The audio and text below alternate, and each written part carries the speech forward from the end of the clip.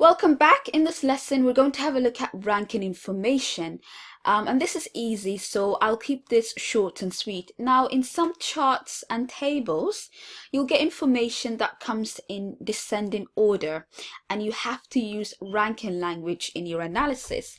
So if you look at this chart, the information is in descending order, meaning from the highest to the lowest. So you can then put them in methodical order. And here is the ranking language. You can go to page 38 and then fill in the gaps with one of these words for me. So let's have a look at the answers. So you can say in the first place is Mars. Bottom of the list is Kit Kat. Or the number one chocolate is Mars. Second in the list is Galaxy.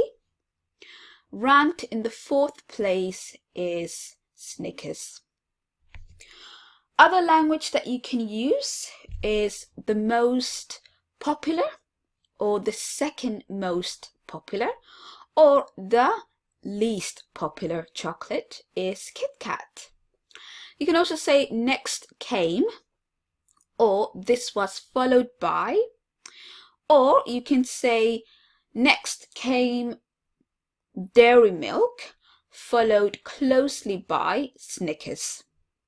So as you can see, these words, these phrases basically rank the information into methodical order for you. And in some charts and tables, you really have to use this language. Otherwise, it won't make any sense. So you can have a go at practicing now using this set of ranking language.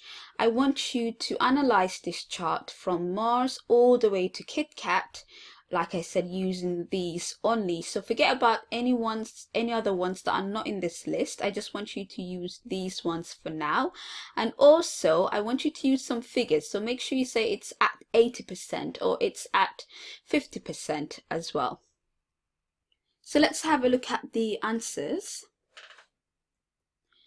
The number one chocolate is Mars at 80%, followed closely by Galaxy.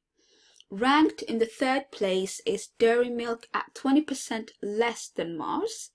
Next came Snickers and Twix at 50% and 40% respectively. The least popular confectionery is Kit Kat at nearly a sixth of the total. So as you can see, it's basically translating the information here into words. Now, if I didn't have this chart and I just had this paragraph, then I would be able to create this chart from this paragraph. And that's what you should be doing. Now, that's not to say that you can't use comparisons, because we did use comparisons here, as you can see. So we have less than Mars. We also have superlatives, the least popular.